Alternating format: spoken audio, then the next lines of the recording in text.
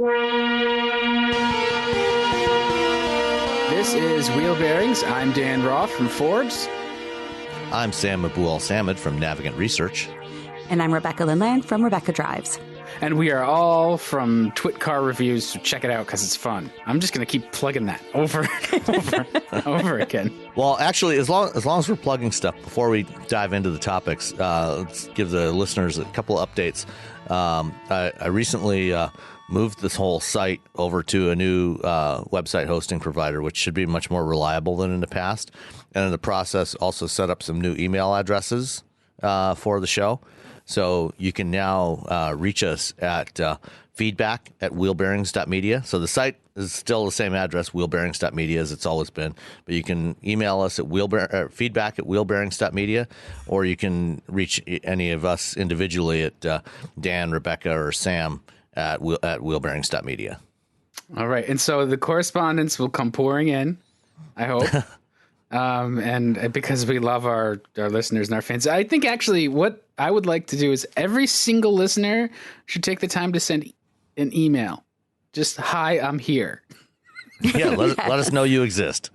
Right. I think, and just copy all three of us, and we'll just get a bunch of hello worlds. Exactly. Fascinating. And tell us where you usually listen to it, like what your location is. That would be fun too. Yeah, and your device, and you know what? While you're at it, just give us your household income, and we'll turn it into a survey. And what you drive, and and never mind. Okay, let's get into it. Whether you like long walks on the beach? Oh no, that's not right. Who doesn't? Wrong site, Rebecca. Yeah, exactly. All right. Well, as we head into Thanksgiving, which I'm ready for because it's about food. It's the most American holiday because it's about food and with the side of subjugation. But beyond that, let's talk about the cars we're thankful to drive, like the cars we're driving this week. What are you guys in? Rebecca, why don't you go first? So I was in the 2020 Mazda3 compact four-door sedan. And we have talked a lot on this program about Mazda and its price points. This one actually starts at $21,500 for the very base model. That's good. The one that I had, which is very good. The one that I had was fully loaded, of course. It had all-wheel drive, which is absolutely fantastic in a compact car. And it topped out at $30,645, including destination. So it really comes in at just under $29,000 and change. I'm sorry, it comes under $30,000 without destination. I've ragged on Mazda a lot about their price points, but I have to say that this was an absolute delight to drive. It was so solid. I really forgot that I was in a compact car a lot of times. Like it was so solid. It was quiet. It was comfortable. And I never minded hopping in it and running around and doing my errands and going, doing all the crazy stuff I have to do in any given week. And it just was really, really, really nice. So kudos to Mazda. I think that they did a fantastic job. The interior is absolutely beautiful. Mine had a combination of a black base around it with these gorgeous white seats, heated seats, which I am a total sucker for white leather. You can tell I don't have children. And it just, it was just really nice. Huge sunroof, nice sized tires. Everything about it really, really was good. It's at $30,000 with all-wheel drive. I don't think there's that many other all-wheel drive compact sedans, first of all. I don't think so either. Like I think they're coming. Subaru's about it, really. Yeah. I would so much rather drive the Mazda. The only issue that I did have with it was, and I'd be curious if you guys have experienced this. So obviously it's, mid-November and the sun sets quite early, and I hadn't noticed that. Sun glare. I had really bad sun glare in the afternoons, and it was a combination because I knew I wanted to talk about it, so I really tried to observe. It's a combination of the dash is very large, and of course it's black, which they always are, but it's still reflected quite aggressively onto the windscreen. And I don't know if it's just the slope of the windscreen, but it was it wasn't that the windshield was dirty or anything. It was just really noticeable. It was totally fine on rainy days, of which we've had many.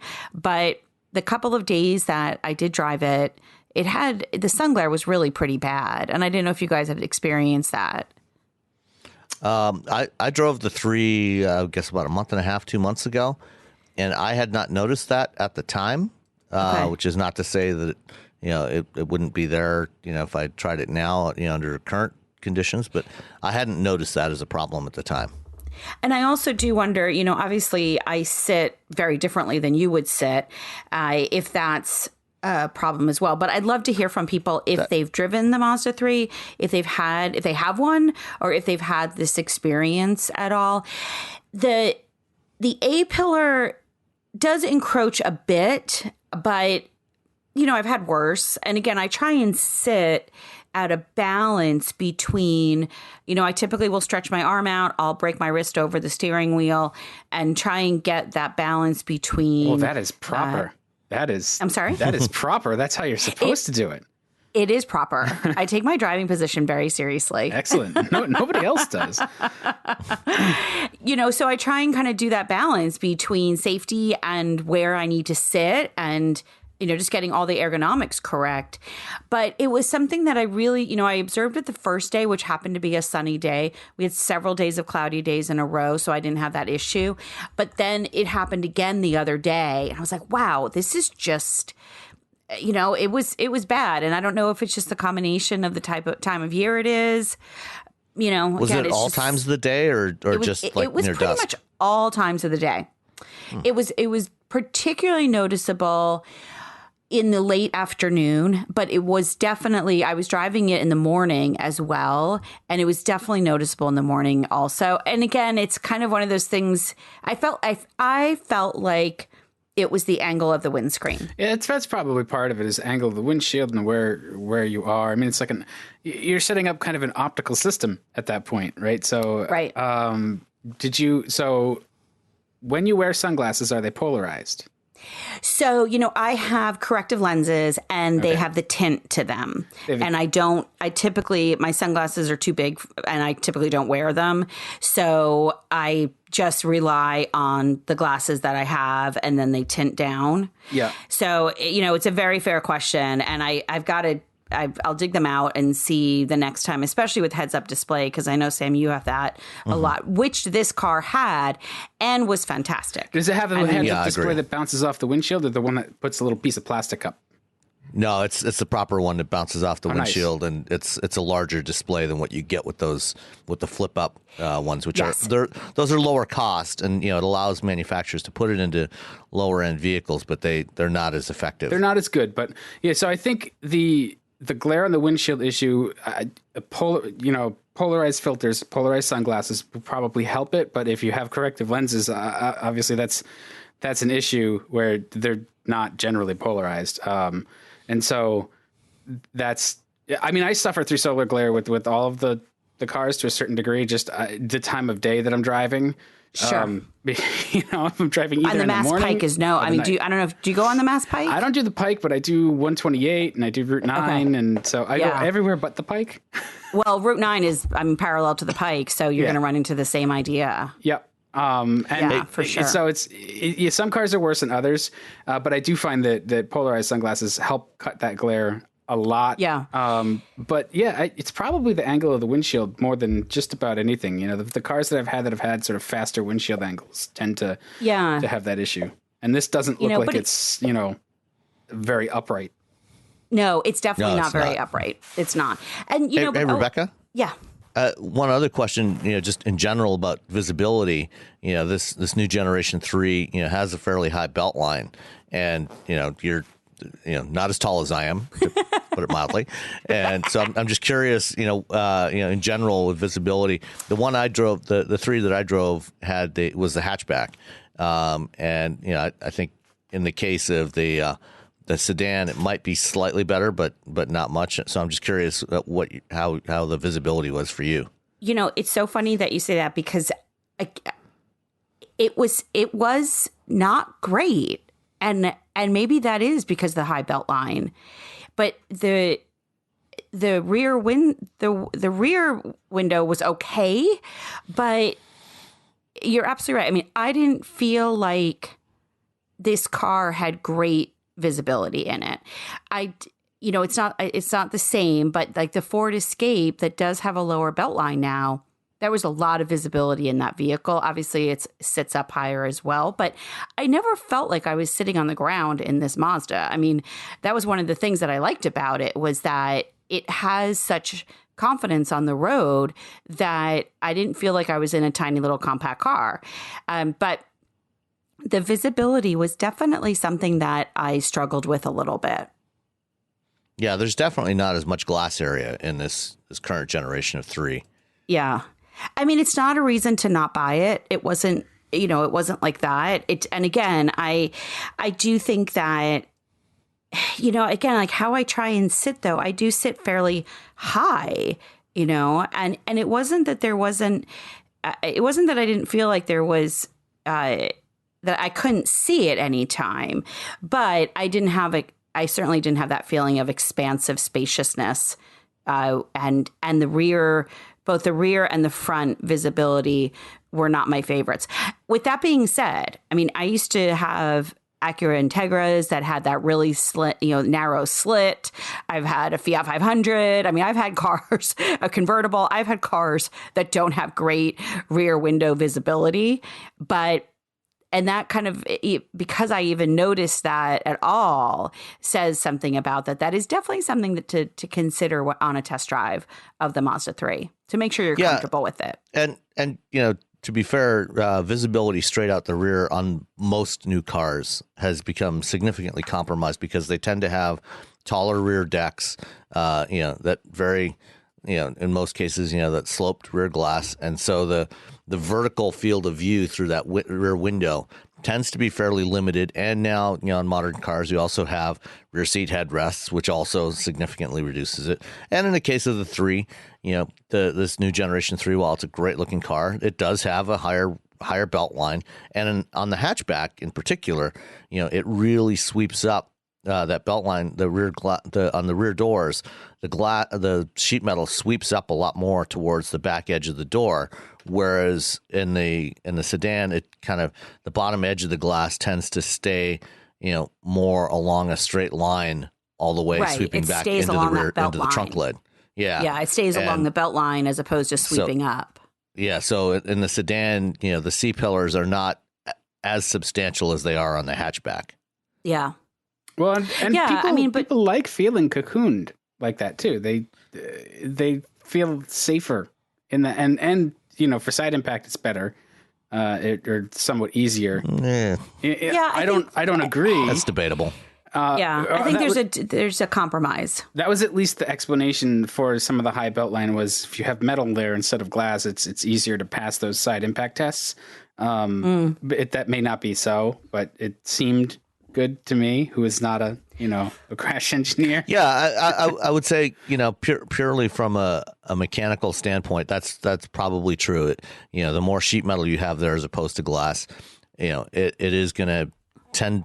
It's probably going to be easier to pass the side impact test. Yeah, and that said, you're also compromising on safety. Visibility is a significant impact on safety. Oh, I agree. Absolutely. I'd rather be able to see. If you can't see around you, then you're more likely to hit something because you can't see it. It's a trap. It's a trap. It's a scam. Here's what's going on. They're taking away the windows from us so they can sell us sensor packages. That's what's going on. You don't need to look. You don't need to see out the windows. Don't trust your lying eyes and ears. Look at the light on the A pillar. Yeah. Look at the light. All right, it's just a thought. But, that psychological feeling of being sort of like snuggled up in this metal envelope, I guess, is something that appeals to some people. It drives me bonkers because I like to see out of the car. Well, and it also is design wise, the high belt line, narrow greenhouse, we've all written those words dozens of times, that's the look and it's a cool look, but it doesn't help visibility. Yeah. And unfortunately, I think that, that is a trend that's starting to reverse a little bit, at least with some manufacturers. And I think, over the coming years, we'll probably see, a little bit more balance there between the glass and sheet metal, or a little bit better balance between glass and sheet metal.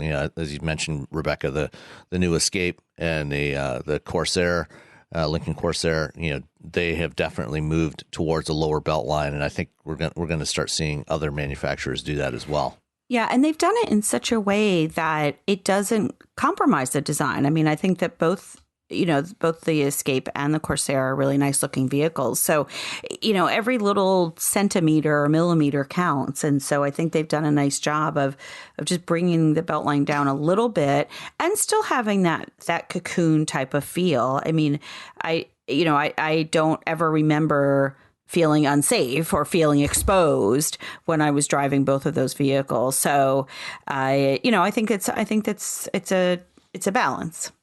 It's kind of the opposite of driving my car, as you know, Rebecca. Yes, exactly. Your car with unlimited headroom. Half of your body is out of your car. Yes, exactly.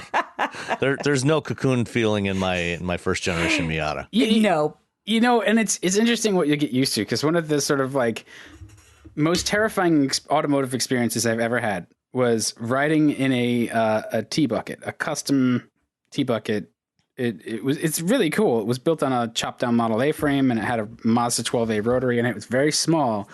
The body was just one ply of fiberglass.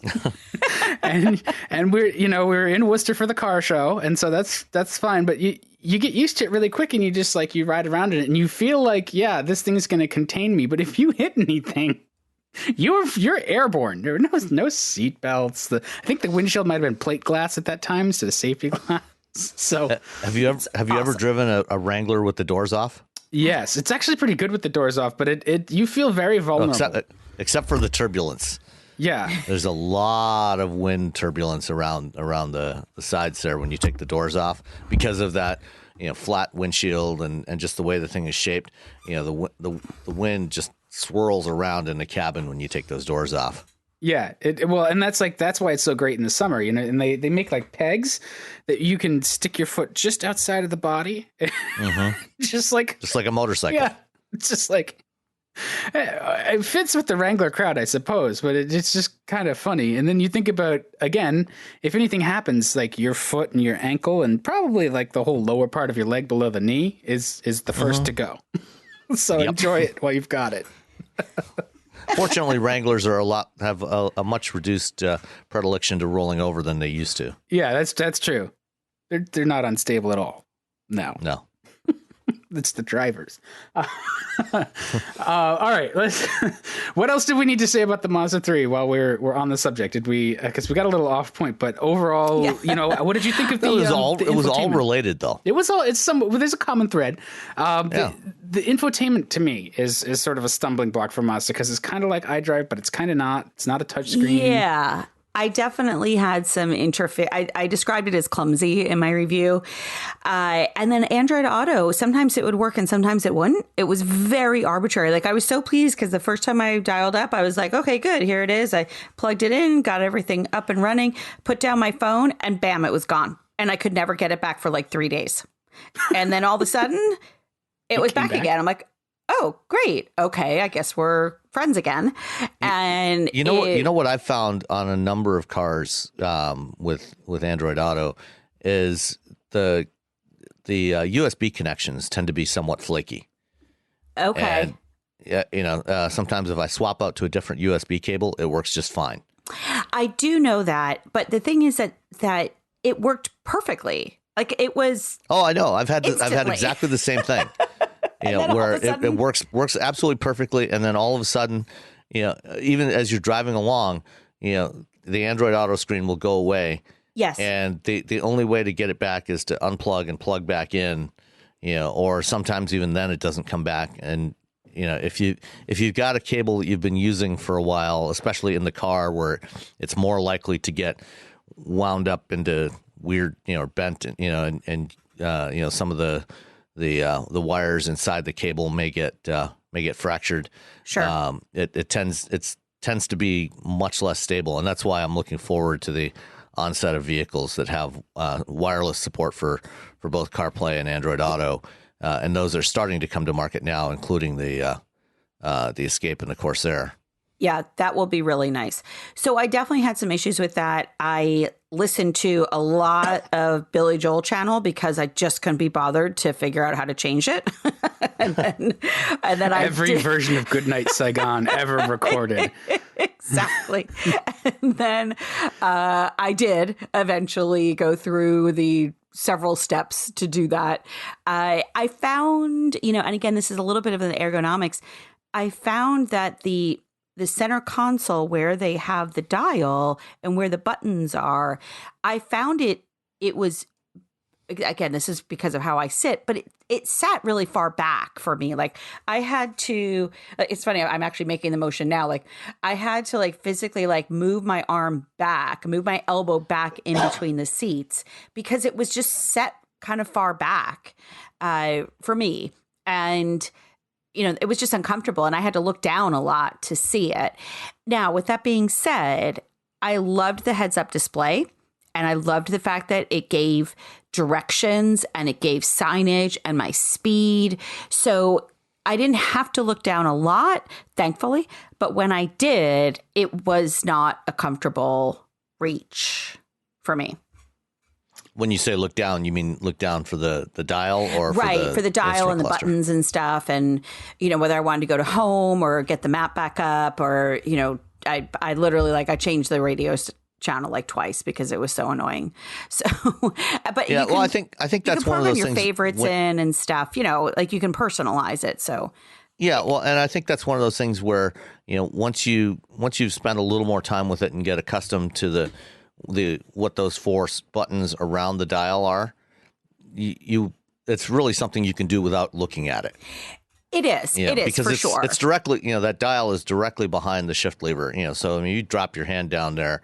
Yeah, I mean, in your case, I can understand, where just because of your seating position, ergonomically it might be a little bit further back than is comfortable for you. But in general, just being able to drop your hand down on it and twist and push and pull on that dial and tap those buttons, eventually you'll know which of those four buttons are which ones. The bottom left is the audio or is the back button. Is the back button. The top left is the navigation.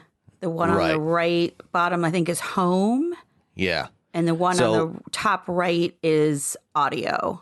Right. So once you get used to those, and that's from memory. You can, you can do that without looking at it, and just glance over at the screen, and manipulate the stuff fairly quickly. And that's the thing I like about those rotary control systems is that you can do that, without it. It takes once you remember where the button positions are, it takes less cognitive load than actually aiming for a touch target on the screen. I knew you were going to get that in there somewhere. Well, I think as with any infotainment system, it's always a matter of getting used to it. And, I did know, I took the time to load in favorites so that I didn't have to go through that motions of trying to, when I went to change the music and stuff. But it's, again, as anything, you have to spend the time with the infotainment system to maximize it and to get used to it. There are others, though, that I think are a little bit more intuitive to use. And so that would be my only thing. But it's not something that I got used to it after a while. And again, none of these things are reasons not to buy this vehicle.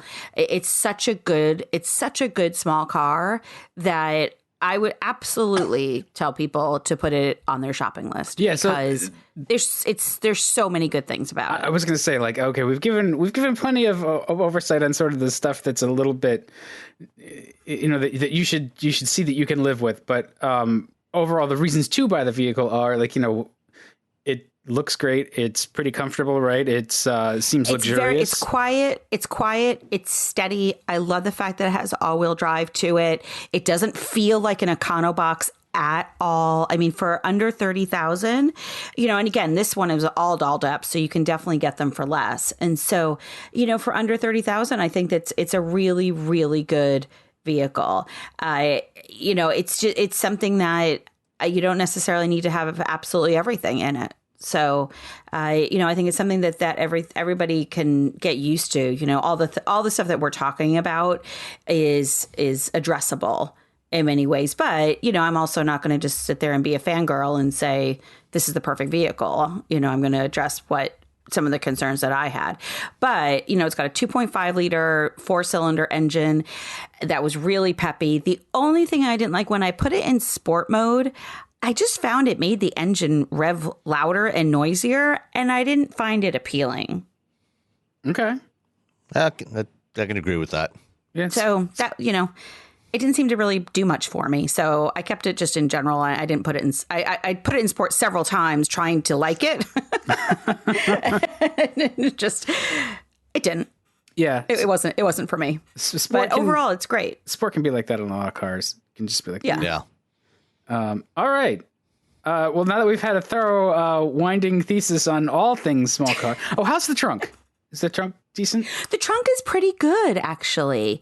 Yeah, no, the trunk is really good. We're clearing out my mom's house, and so I had some electronics and stuff to bring to Goodwill, and it was super easy, and you know, it had a good amount of space to it for sure. The only thing that was annoying, and this is probably a setting, when you unlock all the doors, the trunk does not unlock as well. So the number of times that I walked up to the unlocked car thinking the trunk would unlock as well was annoying. And so and that again is probably just a setting on there, but the size of the trunk itself was great. Yeah. And if it's not quite enough for you, then, you know, then opt for the hatchback, which, you know, as always, you know, has more utility than especially in small cars, has more utility than sedans. Yeah, and I think the hatchback is a fantastic option. You know, for those people that don't want to have an SUV, I go up, be all over that hatch. I think it's really cool. And while we're on the topic of Mazda, I think we're driving the CX-30, the 2026 30 in a couple of weeks in California. Yep, I'll be there on the first wave. Yes, right, so we'll be looking forward to that. So you can tell us about the infotainment and the seating position and the visibility, whether it measures up to this car, because it's basically like a crossover version of this car, right? It is, yeah. I actually spent some time this week at the LA Auto Show talking with the program manager for the CX-30, and you know, we talk and we can get into that a little more next time after Rebecca and I have had a chance to drive it. But you know, it is, you know, very heavily derived from the CX-3. Excellent. That bodes well. Or from the 3, I mean, not the CX-3, Yeah. just the 3. Yeah, because the interior on this vehicle is really, really nice. And the switches, the toggles, all that had a really, really nice feel to it. The leather dash was beautiful, nice top stitching. Like there's just really nice premium features. I will say that it had a USB in the front and a wireless charging pad. But then in the back, I was a little surprised there aren't any USBs in the center console in the back. Again, it's a 5-seat car that you probably don't have a lot of people in the back, but it was, a lot of cars have that now. So I was a little surprised that it didn't have that. That would be a nice add in the future. Yeah. And hey, they got to save money somewhere, right? If you want the USBs. All right. So let's stay with Mazda, Sam, because you're driving the 2019 Mazda 6 Signature. Yeah. So pretty much everything that most of what we just said about the 3 really applies to the Mazda 6 as well. Then we're done. You know, in a slightly larger package. It's, again, great styling, really nice interior. It feels very premium. It is one of my favorite midsize sedans. Midsize mainstream sedans. The Signature, was new for 2019. We actually talked about it. I drove it earlier this year and we talked about it then, so I'm not going to, repeat too much of that. But the Signature comes with the turbocharged version of the 2.5 liter that has 227 horsepower and 310 foot-pounds of torque. It's front-wheel drive only, no all-wheel drive. But it does have, most of what else, the other stuff that you will find on the 3. Then that extra rear seat leg room, a little bit more headroom in the back, slightly bigger trunk. But, aside from that, it's the same kind of feel that you get in a 3, just extended and expanded, and I had the chance last year to drive one of these during the Mama Spring Rally at Road America, where you get to really thrash it. And, for a front wheel drive, mid-size sedan, this thing has some fantastic driving dynamics. It feels really good, and in this case, with the sport mode, you do get a little bit more, because it is a more powerful engine. You do, get a little bit more of that feel. It's not just, holding the gears longer and revving higher before it shifts and making more noise. It actually, has some extra performance that you get from that. But overall, the same kinds of themes that you get, from any Mazda car, any modern Mazda car are there. And, you get a lot of, the same kind of equipment with, the driver assist features. The lane keeping assist that Mazda has on the 6 is not great. It's not particularly effective. It's fine as a lane departure warning system. It doesn't really do much to really try to intervene to actually keep you in the lane. It's certainly not a lane centering system, but the adaptive cruise control works well. The blind spot monitoring is all there. You have really nice Napa leather covered seats. And it's just a really lovely place to spend time. If you've got to do a lot of driving, this is a great vehicle to do it in. What's the price point on it? This one, this is the loaded one. It has everything, basically you can't add anything else to this, including delivery charge. It came to $36,520. Oh, that's not bad. Yeah. Compared to, a loaded Camry or Accord or even a Fusion, it's in that same ballpark. They're all in that mid-30s price range. So, it's not cheap, but it's, you can certainly get, a Mazda 6 in one of the lower trim levels, in the mid-20,000s range. Right. It's you're not going to get the Napa leather seats and the turbo engine. But, aside from that, most of the rest of the basic characteristics of this, even in base trim levels, Mazda, really does a great job with their interiors. And, it's just a great place to spend time. It feels much more premium than its price point would suggest. That's the Mazda trick. And it looks great too. The 6 especially is elegant. It's a fantastic looking car. Yeah, the bit of length lets them sort of stretch out the lines. The 3 looks great, but the 6 really, because it's a little longer, it really, the styling develops a little better, and they're just beautiful.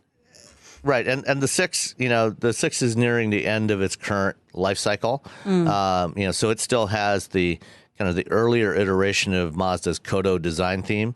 So you've got a little more sharper creases, compared to what you see on the 3. The 3, they've kind of softened it. The theme that they talked about last year when they first showed the 3, was this idea of a pebble, in a stream. The water's been running over for many years and smoothing it out. So taking kind of those same kinds of themes and evolving it further. And I'll be really fascinated to see what they do with the next generation 6, as they bring this updated version of this design language to that car, and apply what they've done with the 3, to that slightly larger form factor. Well, we've covered Mazda pretty comprehensively now. I think it's like most of their lineup. Yeah. Well, actually, not so much anymore. They're now going to be up to 4 SUVs with the addition of the CX-30, and the CX-5 already accounts for more than half of all Mazda sales in the U.S. Yeah, that's a good one too. I like that a lot. Yeah, that is. Yeah. I do wonder, how successful they've been trying to sort of move up scale. I like the fact that they're speaking with the product first, but consideration and such, continues to, I think, be an ongoing challenge. But the product certainly is there, and really nice. Yeah, I think I would say that there may be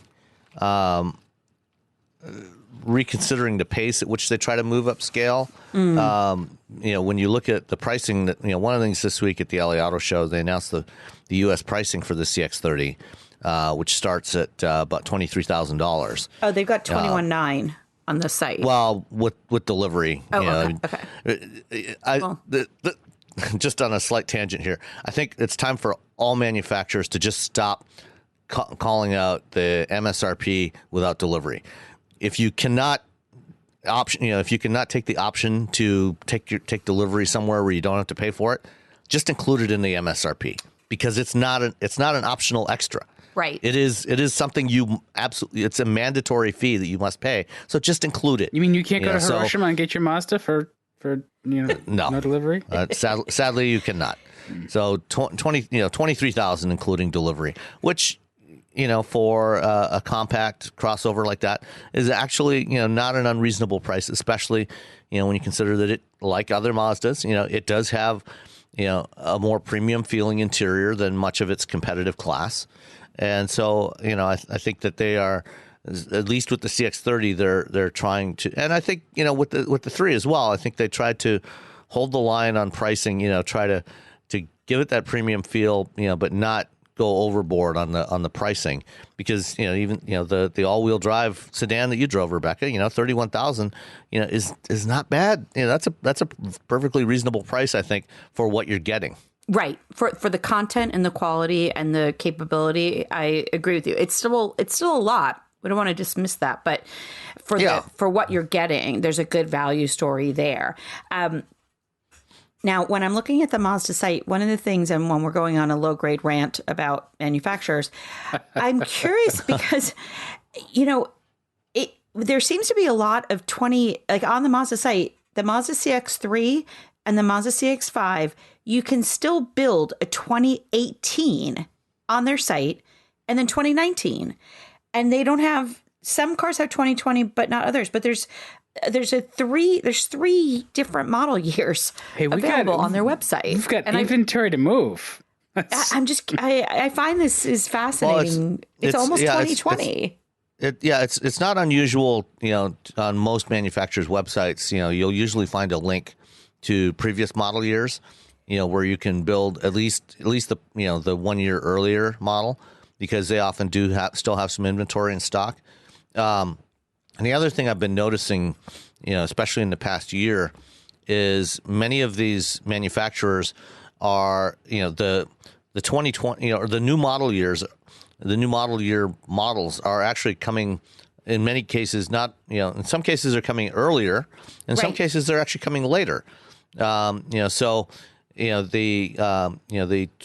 2020 Nissan Sentra, was just launched. It's, almost the end of November now. They just launched it this week in LA, and, it'll be going on sale early in the year. Right. And, in the past, typically anything that went on sale after the 1st of January usually took up the next model year, but now that's often not the case. They're often starting, with the, even if it's in the middle of the model year like that, they're starting with the current model year. Do we know why that's happening? I mean, did certification change or something? Like, it's just something that's really curious to me. I'm not really sure. I haven't really delved into it much. I don't think there's any real certification changes. In a lot of cases, it's just kind of arbitrary decision making.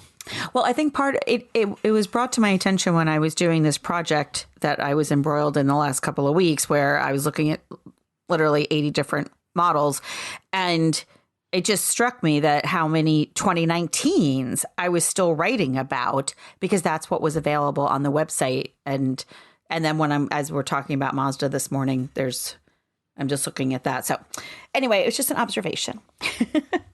Yeah, it's funny. This is actually this kind of move away to some degree from the traditional model year designations is actually something that was kind of started by Tesla. Because Tesla has never really stuck with the usual model year designations. They they do it for EPA certification purposes. That's something that's required. Right. But beyond that, in their marketing, their advertising, on their website, you'll never see model year designations. It's just whatever they happen to be building at that particular moment. And because they don't hold off until a new model year to introduce new stuff. They will roll out changes whenever they feel like it's ready. Whether it's actually ready or not is another story, but they roll out changes, on the fly. And so the model year designations don't mean as much there. And traditional manufacturers haven't gone to that degree, but they are being a little more fluid in what a given model year, when a given model year starts or finishes. We'll speak and we'll circle back to Tesla. But Dan, what are you driving? Yeah, and so I had the 2020 GMC Sierra AT4 with the CarbonPro package and the off-road performance package or some stuff. Anyway, it was a $67,000 1500, which seems like a lot of money for a 1500, but I understand that people are spending lots on pickups. And I really want to know why people seem to think that the GMC and Chevrolet pickups are not as good as, say, the Ram and the Ford pickups, because those two seem to be really gunning for number one. Number one, obviously, is Ford in terms of overall sales, although there's an argument to be made there. But also, Ram seems to be duking it out with GMC for Chevrolet for the number two slot. And I can understand some of the criticism, but this is a really good pickup truck. Yeah. But did you borrow a front end loader and drop a load of cinder blocks into the bed to see if it would scratch the carbon fiber bed? No, I did not. Then you didn't really test it. Right. I will say that in terms of doing truck stuff, I did very little truck stuff. But because this is a very tarted up $67,000 1500 with red tow hooks and all the goodies and stuff, I probably drove it the way I see most of these very fancy 1500s being used, which is not to do truck stuff. And it's basically as a commuter car. And in that respect, it's a lovely truck to drive. What I liked about it was that it drives like all the teams spoke to each other on a regular basis. It does. I can't remember. Did you say this was a Denali? No, it's the AT4. So it's the mid-level trim. Had the 6.2 liter V8 though, and the 10-speed auto, which I think is probably one of the biggest reasons to like it. Did it have the multi-pro tailgate? Yes, it did. Good. Okay. And so first of all, small blocks are lovely. This is the loveliest example of a small block. Like one of the things I've always loved about small blocks is that just sort of like wave of sort of competent, quiet torque that you always get. Even the ones that were choked by emissions stuff and had like 10 horsepower, they always had this sort of like you could waft along on the torque, right? They never got below 100 horsepower. Never below 100. Excellent. All 8 cylinders and 300 well, actually, inches. they never got below 100 horsepower from the factory. For a time, they did after a while get well below 100 horsepower in the real world because they had a problem with the heat treating on the camshafts. Yeah, they'd wipe the cams. Yeah, we had an 82 Malibu with the 4.4 liter V8. Oh, you had the 260. Excellent. Yeah, and after a while, it started running really bad. And I pulled the spark plugs and I was checking compression, and I realized that the 4 middle cylinders weren't doing anything. And I found out that the way they treat the camshafts, the way they heat treat the camshafts, they would bring the heat treat probes in from the ends and spin it up and heat it. And it didn't always get completely hot in the middle, so they were soft. And so the cam lobes would eventually wear off. And so I pulled the cam out of this thing, and the 4 center lobes were completely round. Circles. There was no lobes at all. So you had a half-baked camshaft, literally. Yeah. Well, I had cylinder deactivation before it was popular. Yeah, that's true. It was just permanent. Well, and see, that's an opportunity for an upgrade. Get yourself a nice like high lift cam with make it idle crappy. But no, this V8 and 10-speed transmission work so well together. They're so strong and competent, and I drove gently just to see what I could get out of it. And gently doesn't mean like being a traffic hazard. It means sort of limiting it to like 65 on the highway and stuff. I got it up to 20 miles per gallon combined, which I was pretty impressed with. Did you say this was the 5.3 or the 6.2? 6.2. Oh wow! Yeah, that's good, man. It has stop start. You spend more time in stop and go traffic. Obviously, your average drops, but if you drive it sort of in a relaxed fashion, it returns pretty decent fuel economy. And it's a good truck for driving in that relaxed fashion because it tends to just reward you. It all the controls feel really good. You know, the steering, the brakes, the accelerator, everything works together. You know, one of the things I don't like about the Fords is they've got that real squishy EcoBoost throttle response where you get that real strong hit of turbo torque and you're constantly like making adjustments, where this one seems a lot more linear because it's not a turbocharged engine and it works really well with its 10-speed auto. So it was just great to drive. From a driving perspective, it drove really well, and it was quiet and it rode pretty well. So the thing, it's 2/3 of a Tahoe. And so it's like, or 2/3 of a Suburban, really. And I was like, well, I could be down with this. Or and GMC, I guess it's Yukon. So I liked all that. I liked a lot of the thoughtful touches around the interior. The infotainment was decent. You know, the controls were good, except for, you know, some of the climate controls were a little crappy where they were sort of, they gang functions on a button. But other than that, you know, it was just a really easy truck to operate and to use and very, very good to drive. And I feel like if you were to load it up with a trailer and you know, take a long haul with it, great. The off-road stuff kind of is a little confusing here, because all it really does is it adds tires that make some noise and limit your traction.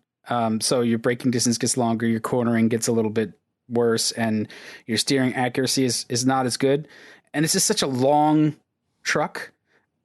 I guess it can go off-road, but I feel like it's probably going to be out of its element a lot sooner than something like a Raptor, or the Ram. What's the Ram? The Rebel. No, the Rebel. Yeah. And you know, those two are probably a little bit more equipped, although it does have a suspension lift with the off-road package. It seemed maybe less in character. But again, you know, not taking it off-road, I'm sure that stuff probably helps, but my fear is always like, yeah, it'll help me get stuck like deeper in the woods. So it's a more expensive tow. Actually, you'd be surprised how good some of these big trucks are, as long as wherever you're going, you know, has enough width for the truck to fit through.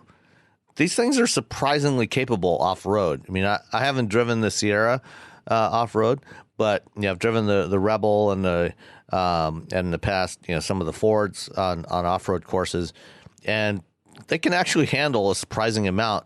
You know, granted, you know, compared to, you know, a two-door Wrangler, you know, you're not going to have the same kind of breakover height you would with those. You know, and certainly, you know, again, as I said, the width is going to be a limiting factor. But overall, you know, these things can go pretty much anywhere. Huh. Well, I mean, I guess that's fair. It's just, so this is where I walk away kind of puzzled, because I thought that it's a really nice package. And yes, it's expensive, but what makes it really nice is the basic goodness of the truck. So you don't have to buy the fancy Sierra to get a pretty decent truck. And it, you know, the sort of most lasting impression was how light on its feet it felt, where the Ram feels just like you're driving the Titanic. It just feels so heavy, and it is. Yeah, I think the GM products tend to drive smaller than they are. There's just something they've done a really good job on that aspect of it, and you don't feel like you're hauling a truck around with you. Yeah, and you know, for some of the moaning that, you know, that people have done about, you know, perhaps the quality, especially on the Silverado, maybe less so on the Sierra, but the quality of the interior materials, things like that. You know, one thing that GM has done a really good job at over the last 6 or 7 years is reducing the weight of their vehicles. You know, they've done a lot of work, and that's without, you know, taking the Ford path of resorting to an all aluminum body. You know, they've done some very smart use of mixed material architectures, you know, using various grades of steels and aluminums, and in the case of this particular truck, carbon fiber for the bed. You know, it's GM's done a lot of great stuff there, to actually make it lighter. So not only does it feel like it's driving lighter, it actually is lighter than the other trucks. Yeah, and that pays off. Not so much lighter than the Ford. The Ford, it's close to the same weight as the Ford, even without using all aluminum. Right, and that was the joke, right? Was that the Ford had to go to aluminum to get it as light as the Chevy. Yeah, but it really, like, that pays off. The Ford F-Series feels kind of like loose fit, and just that's not a truck I like. The interior, and those trucks are cheap too. The interior here was a little harder to get a read on, and I tried to really examine materials. It probably is the area where it doesn't compare as well to Ram, which is they're the class leader. They have the nicest cabins. This is all black, so I think that hides some of the contrast in materials quality. It had leather for the seats with some highlight trim on it. But the lower dash and parts of the door panels probably aren't as nice as you're going to find in Ram. I think it's competitive in the class though, and if you want to get picky about it for your $67,000, it probably feels more like a $40,000 interior. But again, that's the same kind of thing you get in the Fords, even with their super duper trim that goes way, way, way up above $70,000. Well, and you always have to balance the work truck aspect of this, because you don't want somebody to come in and say, I can't use this truck for work because it's too nice. Yeah. You know what I mean? Like, so that I agree. The materials there's always that you need to have a certain amount of durability to these materials because it's still, at the end of the day, is a pickup truck. Yeah. And styling wise, I think it's very handsome. So it surprised me because I came at it like, well, these are the trucks that everybody's saying are not as good. They're the trucks that are lagging the competition. I don't think that's true. I think the F-Series sort of claims its sales crown through a variety of sleight of hand. It's a very competitive market. All the trucks are good. These don't feel any GM less solid. trucks, the volume is split between the GMC and Chevy brands, and so that's always one of the arguments. Right. And, in the past, there have been times when the combined sales of GMC and Chevrolet actually did exceed Ford, but that's not true today. Yeah, and Ford also has the benefit of they really, really know the fleet business. They have that. They're good at that. If they need to sell a few, they'll sell a few to maintain that position. And they're really good at what they do. And the F-Series is a good truck. None of the trucks are bad. Like I said, they all feel solid. You kind of your eyes glaze over when you read the description of the frame. You're like, yeah. Whatever, it's a railroad bridge. Who cares? But the other thing I'm wondering with the volume, Ram is very clever because they still have the Classic available, and there's an estimate of like 30% of their sales are that Classic, and so but they don't separate it out. It's all one volume number. Yeah. And oh boy, I bet they're willing to deal on that. Oh yeah. Well, those sell primarily, as with Ford, they sell primarily the Classics to fleets and commercial customers. Yeah, and again, it's got a bench seat, which I think is awesome. They're none of. This is all down to personal preference. None of these trucks are inherently bad. I prefer the 6.2 here to the turbocharged V6 in the Ford, but again. I think you're paying a premium for that engine, and B, for the V6 or the V8 for the V8, not necessarily the 6.2 anyway. I just think at a certain point, the Ford is like the EcoBoost is going to out tow. And out, like, it's just that the turbos really do help you when it comes to work. They're also gonna be thirsty as a bastard, though. Like your fuel economy can go. The thing about the towing, you'll see these three companies, go back and forth, on their claims on who has the highest tow rating, and the reality is, if you can tow 11,500 pounds or 12,000 pounds or 12,200 pounds. Does it really make that much difference? No, you don't want to tow one of these things out at the edge of their capabilities. It's a pissing contest between the three of them. But the 6.2 has 420 horsepower. It can tow up to 9,400 pounds. They say that actually it gets 20 miles per gallon on the highway. So I can confirm that on the highway, you can achieve 20 miles per gallon. And it starts at 50,000. So 50,000 plus 7,000 of options actually seems like not that abusive for the the truck buyer. Seems like a pretty solid deal. And it was a good place to spend time. I liked it quite a bit. If we're talking just the the sybaritic qualities of the truck. It's just a nice luxury car. So if you're a sybarite, I think it's a David E. Davis word, but it's just basically like the luxurious environment. The more it's a lovely truck. More luxurious it is, the more super. I like GMC's approach and like GM's approach. Instead of having like sort of like fold down steps on the side of the bumper, they just cut a hole in it. Stuck a step in there. They just mold it right into the bumper itself. Yeah, it seems like there's a lot of those little thoughts that are like, okay, we could just do it this way, which is a little bit. And every truck manufacturer is going to have their own little bit of clever. So, speaking of those little thoughts, did you actually try playing around with that multi-pro tailgate? I did or a bit. Whatever it is they call it. It was a little. I was a little confused by it. Just like what.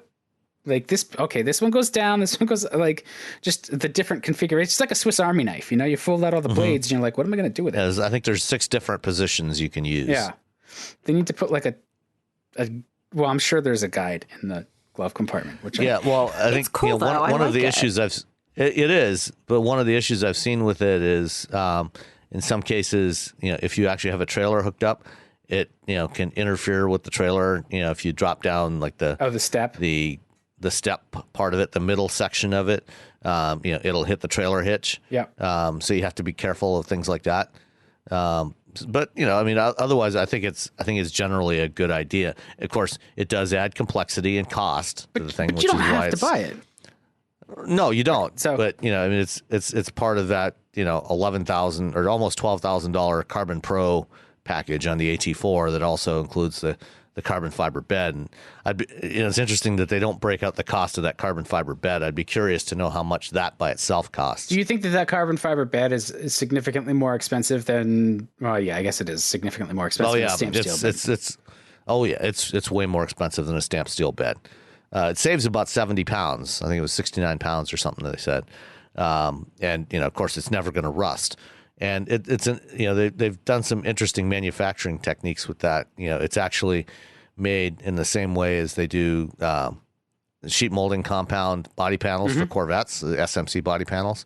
So it's not done in the traditional layup approach that has been done for carbon fiber in the past. Is it claved? So do they do it under pressure? No, it's not. Huh. Interesting. So so that brings the cost down substantially. And this is the first high volume application or comparatively high volume application of this kind of technology for carbon fiber. See, I think that's going to be one of those features that everybody sort of, like when we had plastic valve covers and intakes and stuff come out, everybody thought it was going to be a failure point, and I think it's not going to be.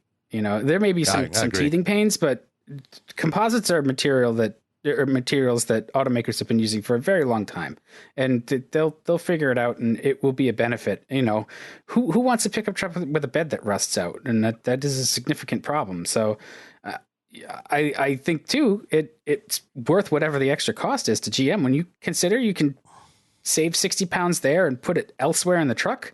Like that's completely worth it. Or add it right onto your payload rating. Yeah. Either or. So that seems like a pretty good win to me. Did yours have moving running boards? No. I'm getting confused between that and the vehicle I've got this week. I think I'm pretty sure this is the truck that has the running boards actually will move backwards, and which allows you to get into the truck bed that way as well. Oh, from the front. Oh, that's slick. Right. It's really, really cool. Yeah, it's really cool. I hadn't noticed that before. Huh. Yeah, it's just a slight movement back, and then you can get into the truck. Because, of course, egress and ingress is always my issue. Yeah. Well, and particularly, with this truck, one of the things when GM launched the new Sierra and Silverado last year, one of the things they talked about is that the bed sides are higher on this one compared to the previous generation, compared to most others. So you actually have more contained volume in the bed because they raised the sides of the bed by, I don't know, 3 or 4 inches, something like that.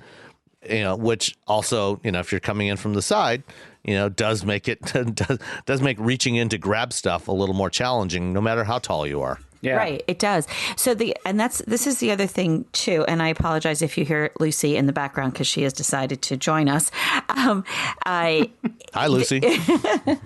So, getting in and out of the new Ram 1500 without the split tailgate, the only way that you can access that bed is through the license plate holder. It's outrageous. Yeah. It was just something that was so mind-boggling to me that they have not made more advancements there. They do offer an optional retracting step on the rear that you can put your foot on it, and push it down, and let you get up in there. I saw that with the split tailgate because I actually demonstrated that on Fox Business and Fox and Friends or something for them. So I used that to get in and out, but that was with the split tailgate. Does it come even without the split tailgate? You can get it with the conventional tailgate as well. All right. The version, the 1500 that I had last year, I remember having it around Christmas time. It did not have it. And I complained bitterly to my friends there. And they were like, no, it's coming. It's coming. So then went the Chicago Auto Show when they showed the split tailgate. Then that was one of the reasons I demonstrated it, was because I was happy that they finally did something. I think we all benefit from the truck wars here. They're all good. This just comes down to which one you like. It does. And it pushes them to innovate. And, which I think is a good segue to talking about innovative pickup trucks. I don't know what you could have in mind. So, shall I introduce our next topic? Well, I think, we must. Our comment right before we recorded, I think, is sort of the most salient point here, is that with one sort of amateur hour press conference and a vehicle that seems rather slapped together, they were able to erase a week of coverage from the LA Auto Show. Tesla. Yes. Just to be clear. Yes. So go ahead. I thought that was amazing. Well, no, I just wanted to clarify who they were, because we haven't actually verbalized it yet. Yeah. Well, the Tesla press conference showing their Cybertruck. I think that was one of the more jaw-dropping, inexplicable, this has to be a joke moments that we've all had in a long time. It was not what I was expecting. What did you think, Sam? Well, let me just say, first of all, that, taste when it comes to design is a very personal matter. Okay. And there's no guarantee that any two people will have the same taste in the way things look or should look. And frankly, I think this thing looks absolutely ridiculous. I know there are those out there like Tim Stevens at CNET that disagree with me and think it's a very innovative design, and, we should give Tesla credit for that. That's fine. I disagree strongly. I would not want to be seen anywhere near this thing. Design aside, because it's okay to look weird. I'm fine with that. Like, make the Lamborghini Countach of trucks all you want. But I've seen weird takes on it. Like, it's going to be cheaper to manufacture because it has flat stainless steel body panels. I don't think so. First of all, I think once you get to that stainless steel is more expensive than regular steel or aluminum. So, I don't think that's going to be true. Right. And you don't ever want to be putting dead flat body panels on a vehicle. They have much less inherent rigidity because there's no radius. The stamping them out to a radius gives them some stiffness that's not there if you just use a flat panel that's just going to flap around. Like, there's just a whole host of reasons why that just doesn't ring true to me. But they demonstrated to us that that's not true for this one. It's as stiff as anything. Yeah. Franz von Holzhausen, took a sledgehammer to the side and couldn't dent it. It was a dead blow hammer. And that's just showmanship. Fine. And there's always spectacle to any car introduction. So like those things that people are saying, well, it's not street legal. Yes, I get it. It doesn't look like it's been designed with that in mind. It's a concept car. And every automaker introduces concept cars that have various non-street legal aspects. So I get it. I don't want to, I think that's not where we should put our energy right now. What I see is a fundamental problem with the Tesla Cybertruck is that they don't seem to have spent any time trying to understand the truck market, the needs of the truck buyer. Like we were just talking about all of these things, right? With this GMC truck, where the stuff that makes it work when you're doing work. This seems like a Model S truck, and it seems like the Model S buyer is the person they're speaking to, not anybody who has maybe a fleet of 100 trucks for their business that might be looking to go EV. And it doesn't seem like they've thought about those needs or fleet service. I certainly wouldn't want to invest in even 2 of these and try to keep them up and running for fleet use with Tesla's track record of initial quality and service and support. Like that seems like you're going to be buying another truck just so you can get to work. So I'll back off and just see what your impressions are. Either of you have any particular takes you'd like to share? Why don't you go first, Rebecca? Okay.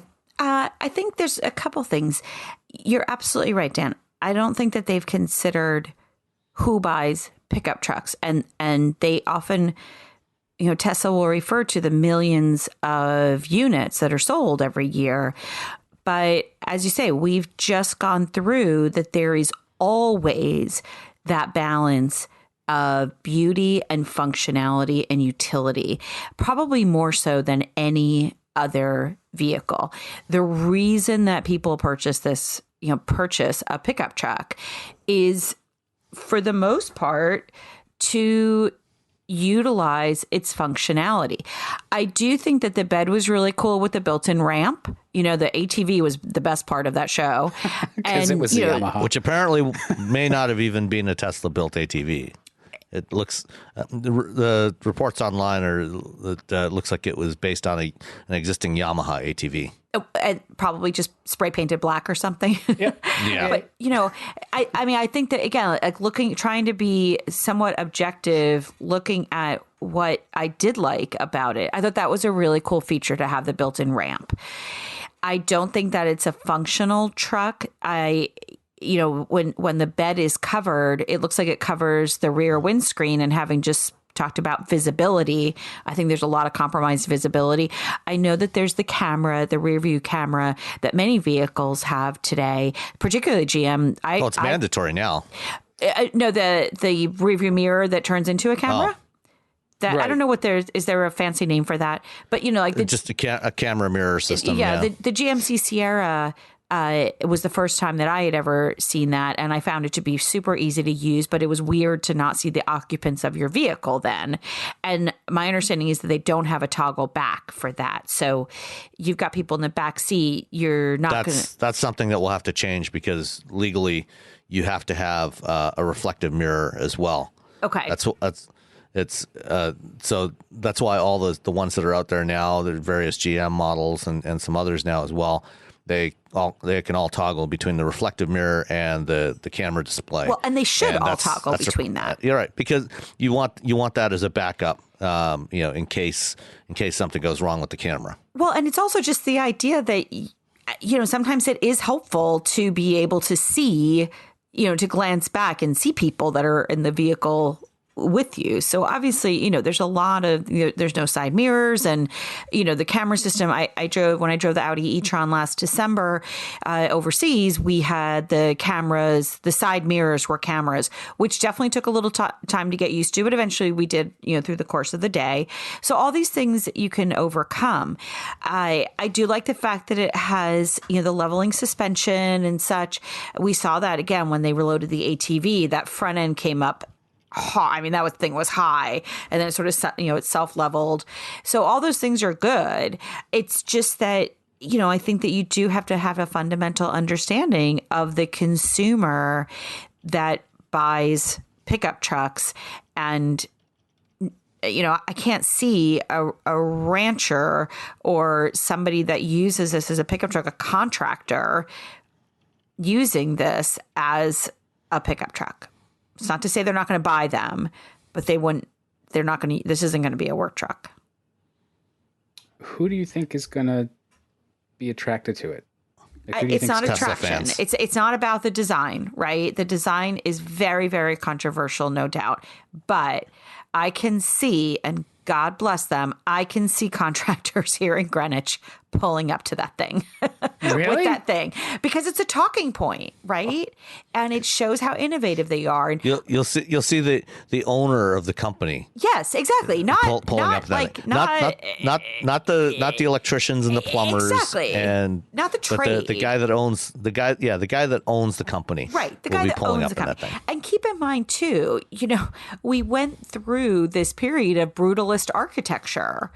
And, look at Boston Town Hall, for God's sakes. It's considered one of the ugliest buildings in the world. City Hall Plaza is so good. If you looked at the other proposals, they definitely picked the best one. Well, that's a low bar. Yeah, I don't know. FBI, the FBI, the Hoover Building in Washington, D.C., also brutalist architecture. No, so this is a brutalist car. That's how it's designed. Yeah, I appreciate brutalist architecture, corduroy concrete, and you make the materials part of the design in a very, sort of deliberate way. This, in terms of the concerns that you would have for a truck, the packaging seems to really suffer in this design, because like that high peaked roof, you've got no rear headroom. It just, practically, when, part of the trick of designing anything is to fit around your actual functional parameters, right? Like if you're designing a truck, you've got to start with what is it going to be doing? And you design from the inside out, not from the outside in. Right. And then there's always that friction between engineering and design, and nobody's going to get exactly what they want, but really the magic happens when they come together and everybody's satisfied with the compromises made in the end product. They talked a little bit about some of the capabilities, and the towing numbers seem good. My concern is that there was emphasis put on the acceleration numbers, which are complete nonsense. I don't. There are some people that care how quickly their trucks get to 60 miles an hour. I really don't think that's an issue. I think really what makes more sense is to talk about what, if any, modifications have been made to the power hardware, the batteries, the cabling, the motors, and how much it can tow, how long it can do it for, because we don't really have a good idea of how to measure that. Like, how long are you going to get useful work out of this electric truck? We haven't really been there yet, so we don't really know what the best way to measure that is. And they could have established that and saying, like, this is useful to you because, we limited the performance in terms of speed, but certainly more than adequate performance, and you get X amount of range even while you're towing 10,000 pounds or something. And I'm still, Tesla has good power electronics, good batteries, good motors. But when you're trying to start off an extra 10,000 pounds on that, you're going to put a lot of current demands on everything, and current equals heat. And, how have they done all that? I didn't get any of that. Yeah. To what you said about acceleration, for example, the truck that they showed was on these big knobbly off-road tires. Yeah, and if you try to accelerate to 60 in 2.9 seconds on those tires, you're going to get, one, maybe two launches off those tires before you start shredding them. So that's, you can either have the off-road capability or you can have that kind of acceleration, but not both.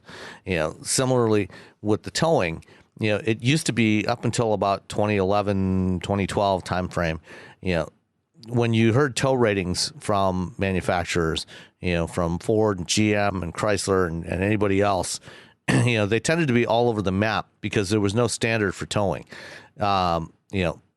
SAE developed a standard testing procedure for doing tow ratings, just as they'd have in the past with horsepower and torque and all kinds of other things. That's one of the things that SAE, the Society of Automotive Engineers, does. They develop standards that most of the industry adheres to, and that J2807 standard, ever since then, manufacturers test to that standard.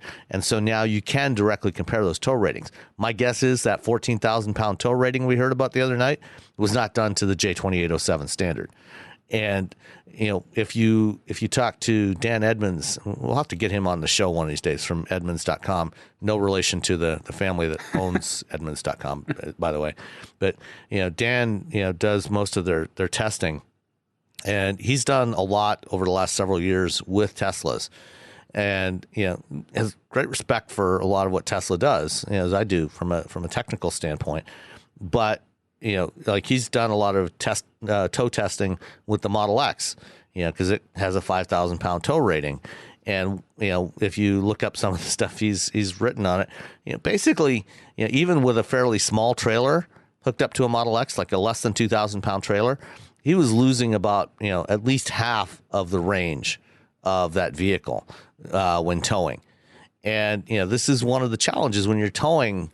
You do have a significant degradation in efficiency, whether it's gas efficiency, if you're towing with a conventional truck, or range with an EV. You're going to lose a lot when you're towing because you're doing a lot more work. Your aerodynamics are a lot worse. And, this is one of the reasons why, manufacturers, all three of the domestic manufacturers have brought out diesel versions of their light duty trucks. Even though they are seen primarily as a niche product, a relatively low volume product in the grand scheme of things. Like for Ford, I think they project, sales of the diesel F-150 to be no more than about 30 to 35,000 units a year.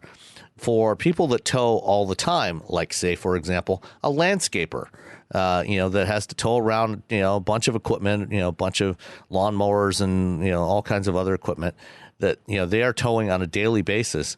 When you're towing with an EcoBoost F-150, that 22, 23 mile per gallon rating that it nominally has, that drops to about 11 or 12 a lot of times.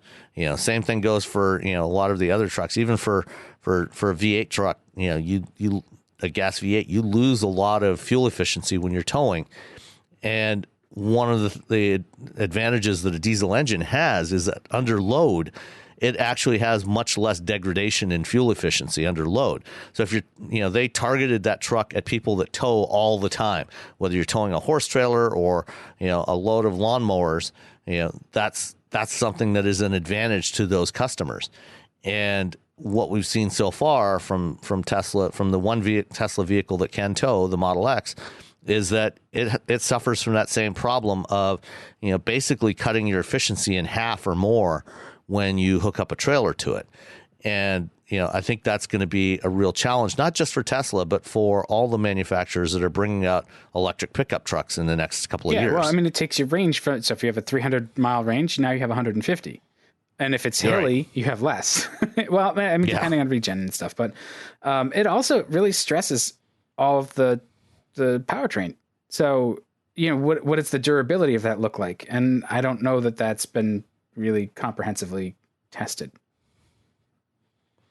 Yeah, I guess I'm less concerned about durability of electric trucks in general, as opposed to, maybe in the case of Tesla's trucks, we'll see. Most of Tesla's vehicles, they have more of a problem with reliability than durability. Things randomly stop working, but I think when they do work, they tend to work for a long time. Talking over the last couple of years, a couple different times to Rahul Sonad, a guy who runs a company called Tesloop that until recently offered intercity transportation services with a fleet of Model S's and X's, like between L.A. and San Diego and L.A. and Palm Springs. He's had a couple of Model X's that racked up over 300,000 miles without too much difficulty. So in general, an EV shouldn't be too much of a problem there. But again, we haven't really seen it used in this kind of a use case, with consistent heavy towing, and so that may be putting more load on the batteries than they're really up to, depending on how you do your temperature management in the battery. Right, and that's it makes me scratch my head. I'm not overly concerned about it. It's certainly a solvable problem. I just wonder what it means. Yeah, but Rebecca, to what you were saying earlier about the way the truck is designed for people, for commercial users, what do you think about commercial users and electric trucks in general, and more specifically the Cybertruck?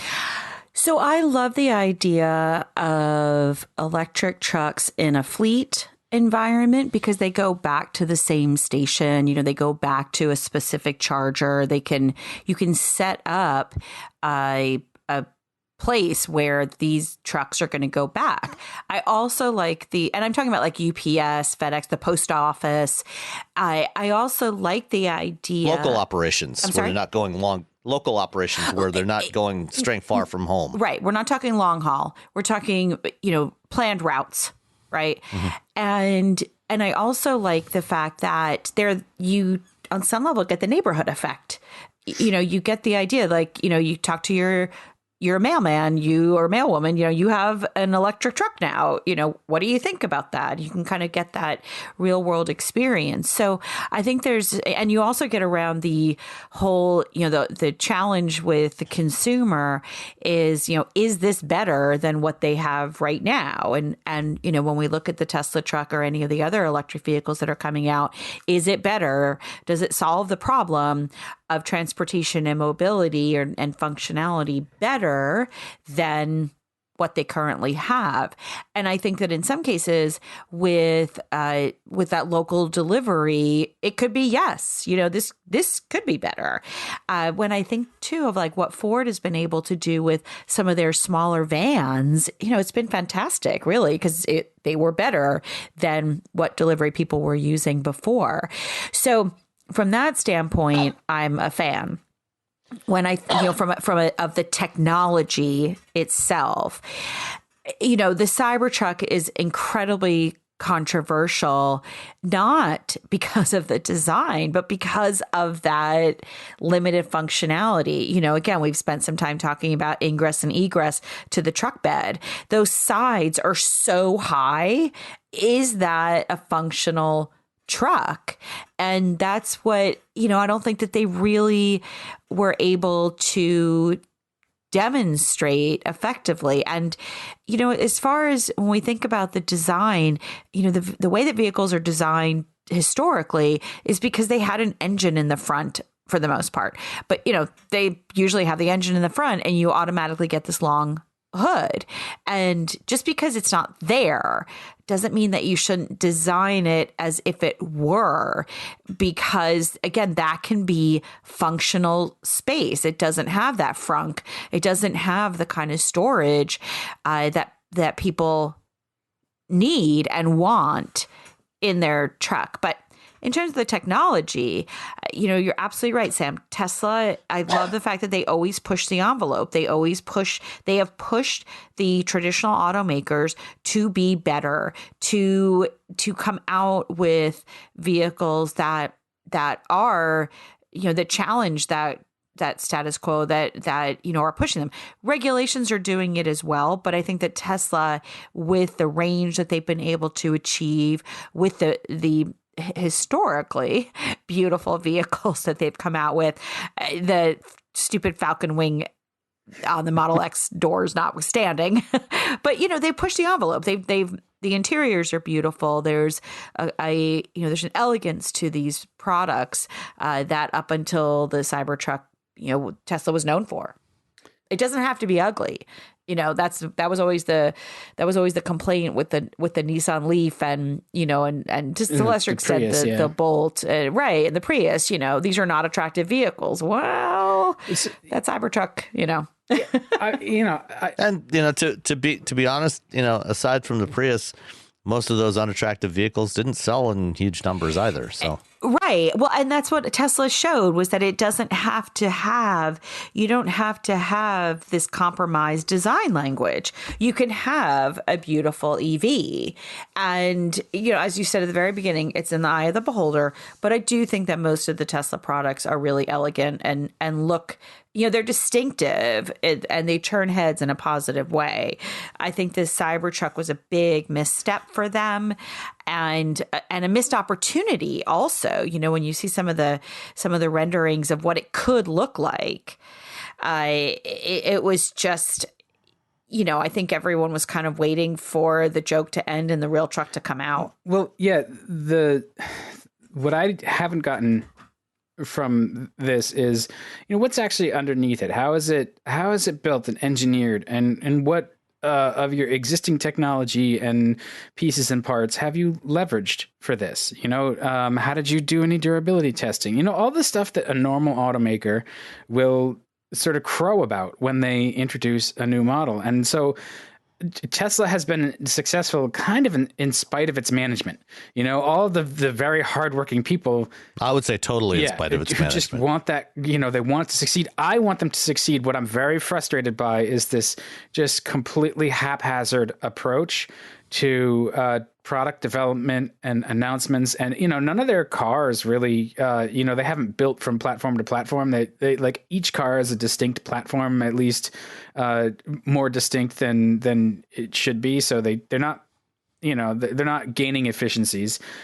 This doesn't look like they did any market research on who might buy it. And so like the people that are going to buy this, and I honestly don't think that this truck has much of a chance of ever seeing the light of day.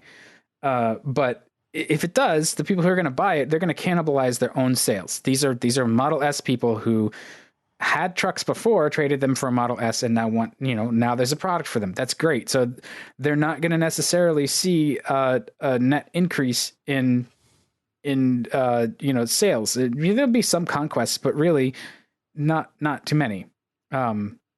So I'm frustrated by the squandered potential. There's a lot of opportunity to do better.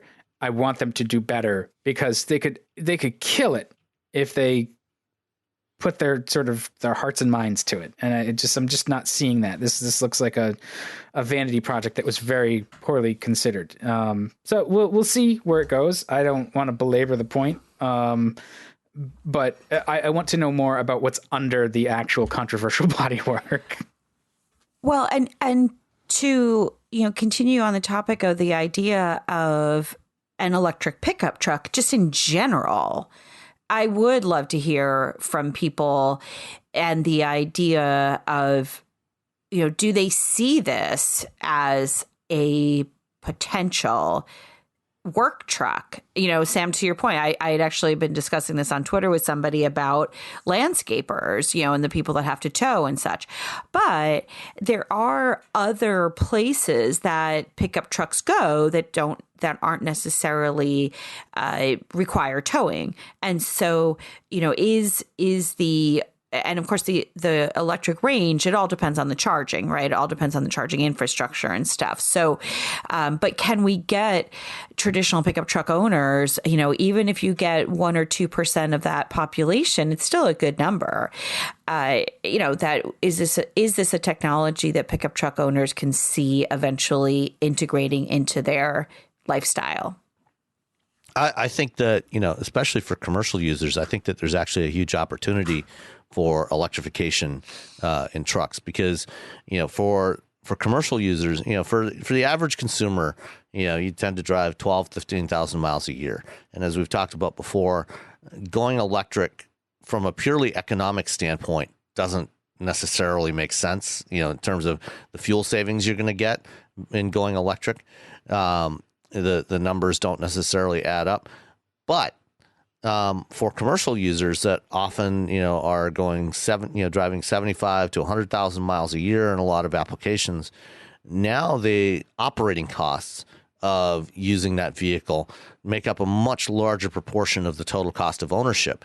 And, if you're going from $2.50, $3 a gallon, or, if you're in California, $4 a gallon for gas, to, electricity, at, depending again where you are, anywhere from 10 to 30 cents a kilowatt hour, now all of a sudden, your operating costs potentially get slashed pretty dramatically. And that makes a big difference for commercial users. So, it depends on how much the upfront cost premium is, but it's, that cost premium has been shrinking and will continue to shrink. So I think that for a lot of commercial users, I think that they're, if they're driving, let's say, 100, 150 miles a day, doing, whatever their application is. Again, it depends a lot on the application. But I think that there's a lot of opportunity there to get some pretty significant cost savings by going to electric.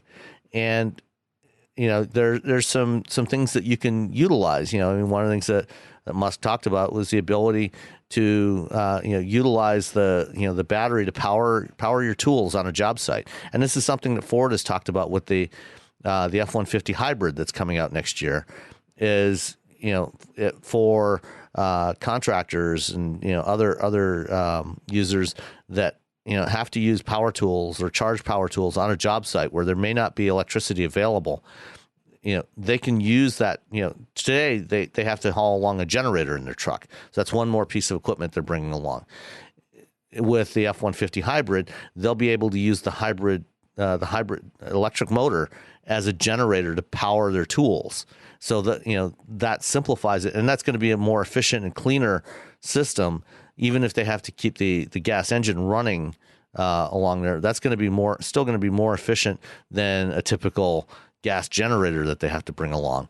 So I think that there's some significant opportunities for electrification in the commercial market, but to take advantage of that, you really have to have a design that meets the needs of those same users. Think a design that they can, most of those users, do various upfitting. They'll put tool racks and various other equipment on their, on the trucks, for whatever it is they're hauling, that makes it easier, for them. And, most of that equipment is standardized. If you look at trucks today, they have slots in the bed to put racks and various things in, tie downs. And, this is something that with the design of the Cybertruck could be a lot more challenging. No, I think that there's absolutely, there's opportunity in the commercial space. And I love the idea of using the available battery on a job site. I think that's absolutely fantastic. I mean, it reminds me of, being able to use a power wall or a second source when you lose electricity in your house. So I think that that's why, as Dan said, it's frustrating because this could have been really, really good. And I don't think that they respected the opportunity. And that's something that is frustrating. It's not to say that they're not going to fix it or they won't get better. Tesla won't get better in time. But as you say, there's a ton of opportunities here, and so I do think that it's a real space, and it's a real place where I can see a lot more hybrids and a lot more electric vehicles out there in the marketplace. It's a huge potential market. Yeah. I think that there's a lot of, for whatever you might think about folks who the sort of trucking audience, trucking customer, I think they're ready to go EV when it makes practical sense for them and it doesn't really cost them that much extra and it's reliable. And, I think like Sam was saying, I think that F-150 is going to do great when it goes hybrid and plug-in. Well, it's a trusted brand, absolutely. too. And those buyers, they'll be able to reuse a lot of the extra equipment, that they use in their trucks today, in that hybrid and then in the electric version as well when it comes out. And on Thursday morning, Mary Barra was talking at a conference in New York. She's the CEO of GM, and she confirmed that, the GM's electric pickup will be out in the second half of 2021. The Ford F-150 electric should be out in roughly the same time frame.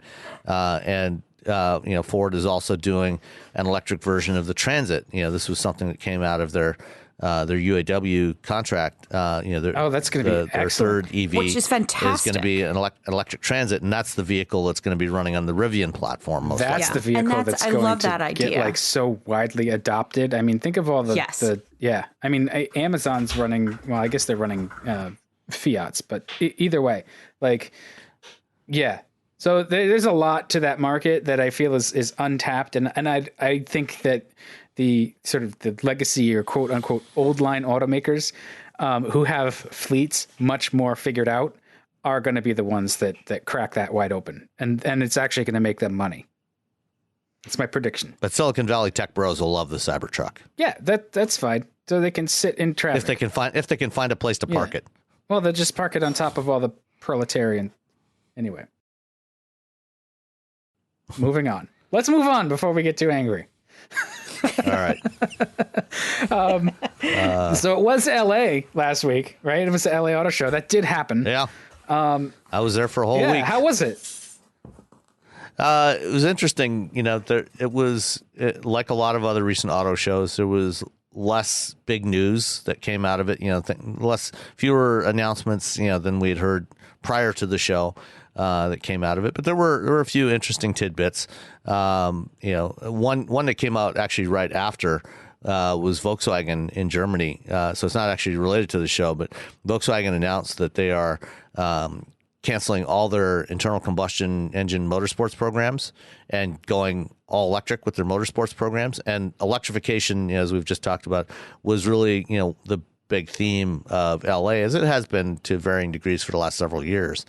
But Audi showed off the e-Tron Sportback, which is a different styled version, essentially of the same vehicle that we've already driven, the wagon SUV type e-Tron crossover electric. Yeah, I love that GT. I think it looks awesome.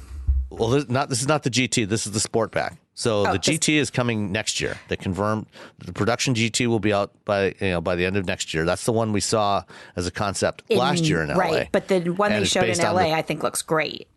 Right. So the GT is based on the Taycan. The Sportback is based on the e-Tron Quattro that we already have. But with a slope back, coupe like X6, BMW sort of X6 fastback design. And I spent some time talking with Matt Mustephy, who's the manager of electric vehicle programs at Audi of America, and they actually did make some changes. So it's mainly based on the existing e-Tron, which, by the way, is now just called e-Tron. It's not. So like the original Quattro Coupe back in '83, which subsequently became known as the Quattro among fans, meaning original or primitive.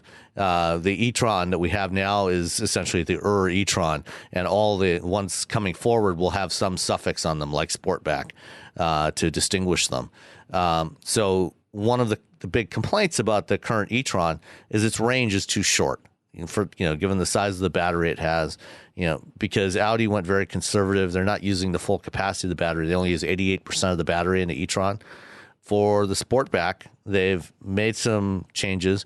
They've made some changes to the power electronics, to the battery management system. They're now bumping that up to 91% of the battery will be used.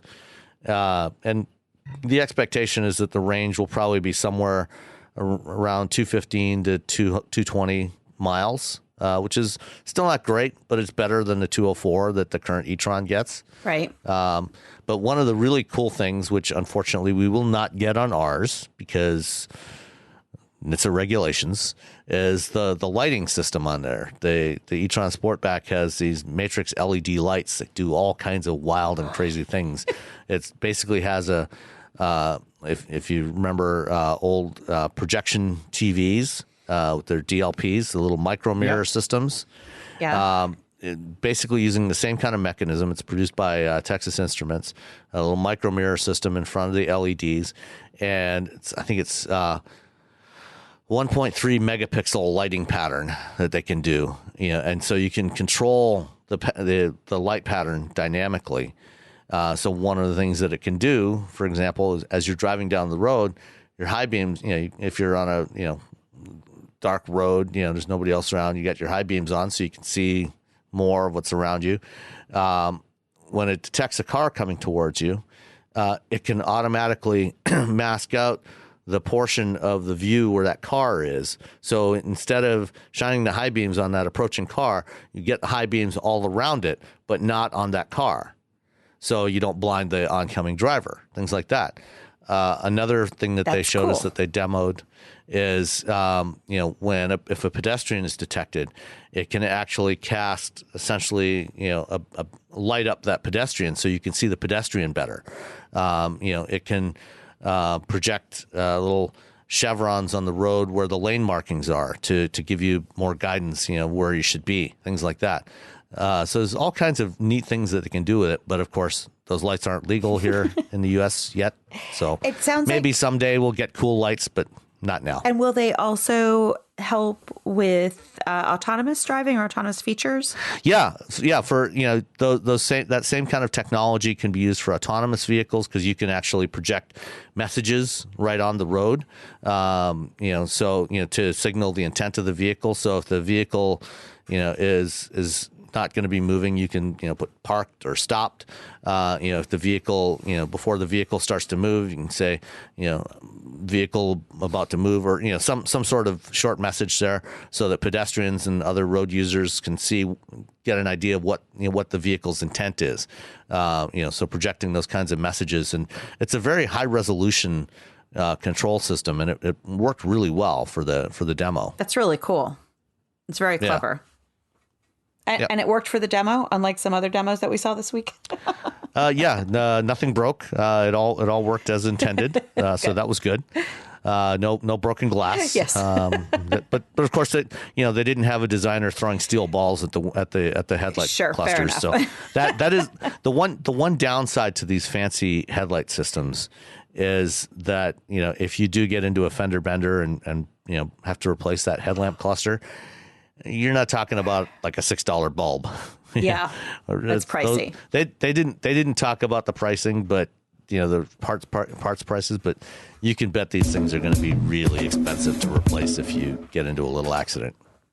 But hopefully you get into fewer accidents because you can see better. Exactly, it all works together. Yeah, and it's lighting technology is something that really It's fascinating. It seems boring, but it's something that we really should have better lights on the road. Although I've been struck by the last few vehicles I've driven with halogen lights. And a good halogen system, but lamp and reflector, they're only 55 watts or 60 on high beams. Like that's not a lot of wattage, but if they're designed well, they put the light in the right place, and they can actually be surprisingly better than a lot of the HID or LED systems that are out there.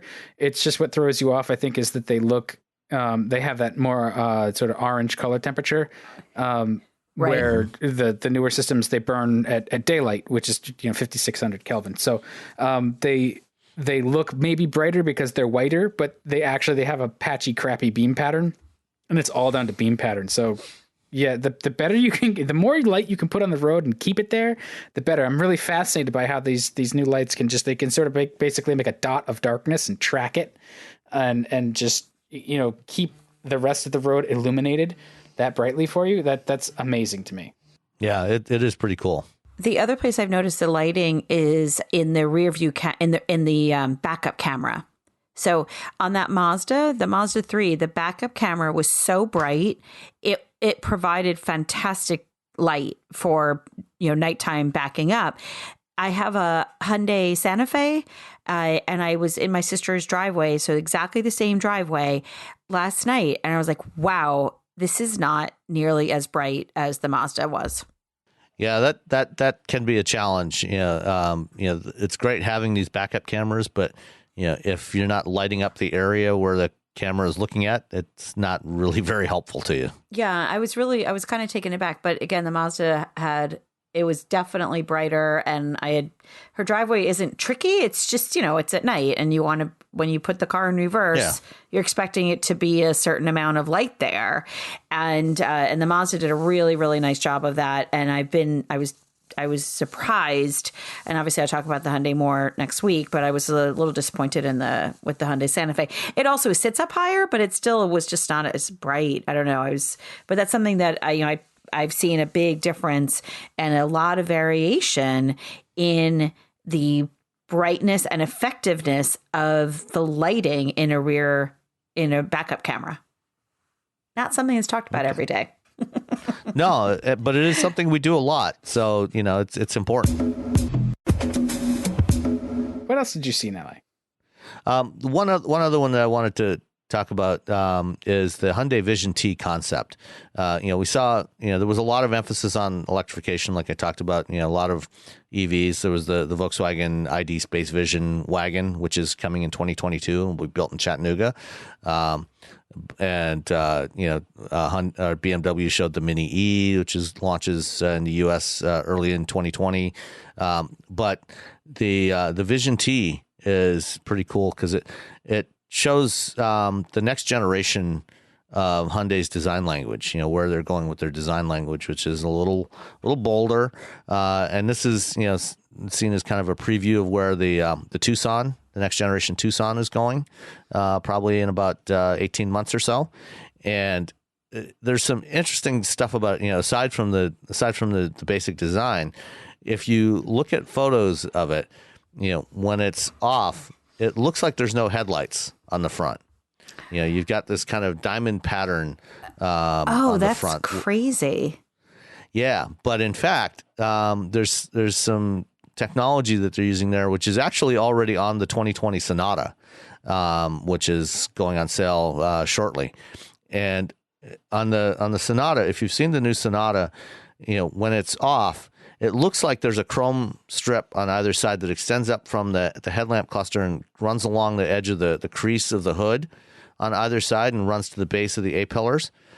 But the front section of that, the front portion of that, is when it's off, it looks like it's just a chrome strip, but it's actually an electrochromic coating on the back of the plastic. So it's like a one-way mirror.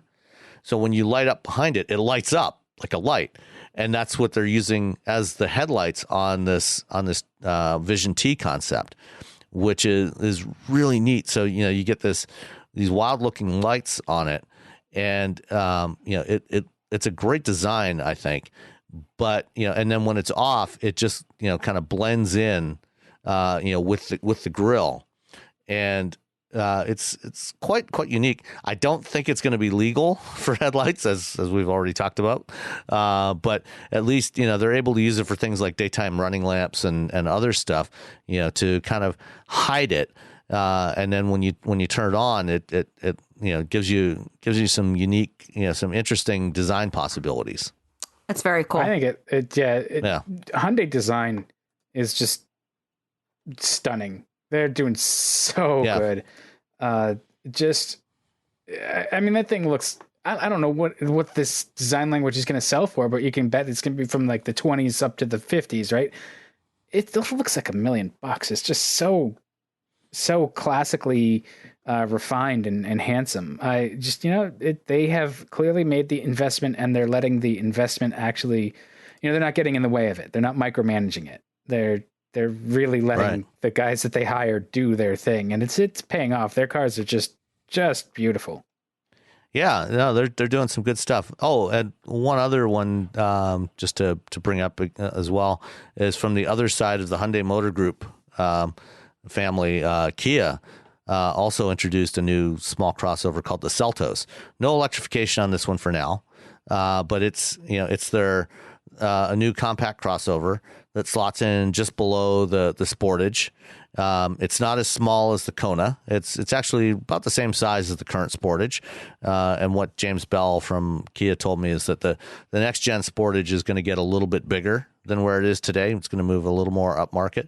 But this, like a lot of the other recent, compact crossovers we've seen, like the Hyundai Venue, the Nissan Kicks, less so the Kicks, but what they're doing with this one, is trying to make them more affordable to consumers, and they're doing some interesting stuff with this.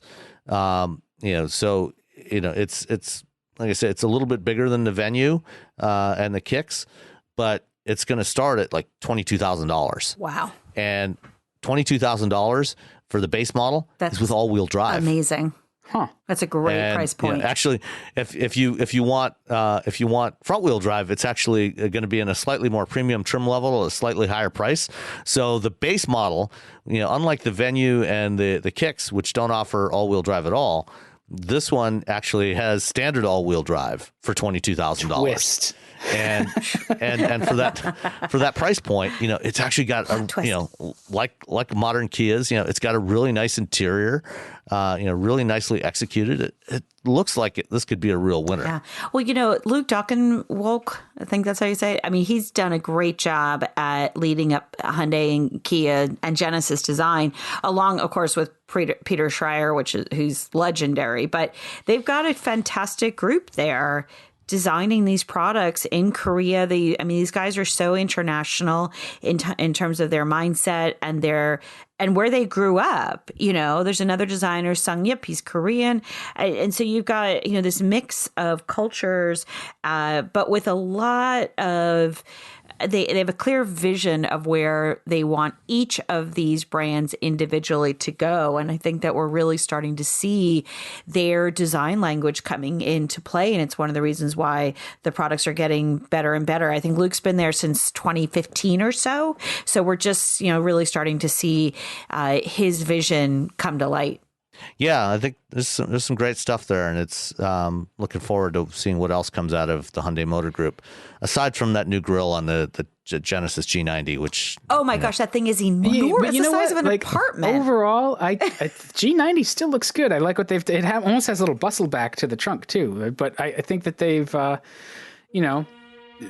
everything they do looks tasteful. It's a big girl, but I'm not anywhere near as offended as everybody else is by the new BMW X7. I think that thing looks fantastic on the road. So, whatever. I think that thing's fabulous on the road. Big grills have happened before, and they'll happen again. Yeah. Whatever. Exactly. All right. Well, I think that we've covered a lot of ground. And we're edging towards 2 hours, so we should probably call it a podcast. Sounds like a plan. Sounds good. All right. Well, we'll catch everybody. Please definitely send us individual Hello World emails so we can, with all the information. And we'll talk to you next week. Let us know if there's anything we missed you want to talk to us about, and we'll go from there. All right, thanks. All right, thanks. Bye. Bye.